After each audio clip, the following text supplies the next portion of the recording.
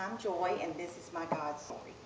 Back several weeks ago, toward the end of the school year, just as Hannah and I were pulling out onto Lebanon Road, off of our road, to take her to school, I noticed, as did Hannah, a young girl across 4 lanes of traffic that looked exhausted and just tired and young.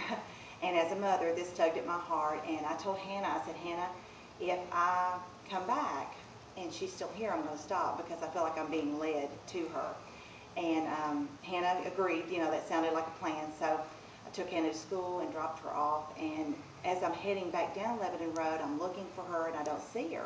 And I thought, well, I must have misinterpreted that. And about that time, I see her on the other side of the road. So I turn around and go back, and I find her sitting in a strip mall, just looking as tired as I thought she would. And I roll up and I say, do you mind if I talk to you? And she said no. And kindly, she stubbed her little cigarette out, and I got out of the car and sat on the sidewalk beside her, and I said, I don't know what your story is, but I feel like it's one that you might want to share with me. I said, I'm a mother with 2 daughters, and this is breaking my heart. What can I do? And she said, nothing. She said, I'm just resting. And her story changed, as did her name a couple of times, and basically she had been traveling and still wasn't sure where she was going.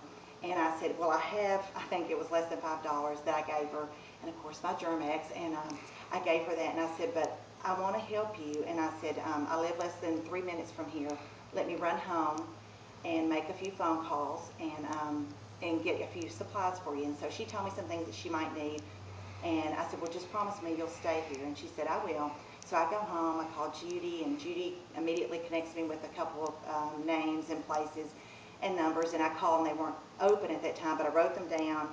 And so when I get back, I picked up a few things at the house for her, and kind of like I was sending a child off to camp. And when I get back, she seemed happier to see me this time. And so I get out of the car with my little bag of goodies, and I said, Lisa, I said, do you want to share your story with me? And she said, well, there's really not one. And I said, well, can I give you my cell phone to call your mom or dad? And she said, no, they don't care. And I said, Lisa, I know they care. I know they would like to just hear that you're alive. You don't have to give them any other details. She said, no, I'm not even sure that I want to be alive. And I said, please don't say that. I said, you're never alone. I'm going to continue to pray for you. But more importantly, our Heavenly Father assures us He's not going to forsake us, and He's never going to leave you alone. So I'm going to continue to pray this for you, and I want you to know that. And I said, can I do anything else for you? And she said, you can give me a hug. And she hugged me like she needed a mama hug. And so then she asked me if I would take her to McDonald's, and I did.